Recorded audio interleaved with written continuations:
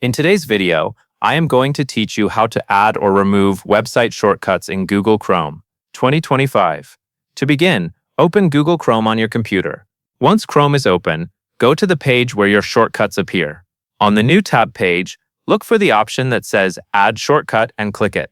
This will open a small pop-up window where you can create a new shortcut for any website you want to access more quickly. In the first field, type the name you want the shortcut to display. This can be the name of the website or any label that helps you recognize it at a glance. Try to keep the name short and clear so it is easy to spot later. Next, move to the URL field. This is where you enter the web address for the site you want to save. Make sure you type the address carefully so the shortcut opens the correct page. If needed, you can copy the website address from your browser's address bar and paste it here to avoid typing mistakes. Once both fields are filled in, click Done. After that, the new website shortcut should appear on your Chrome New tab page. You can click it anytime to open that website instantly. This is especially useful for sites you visit often, such as work tools, learning platforms, news pages, or your favorite online resources.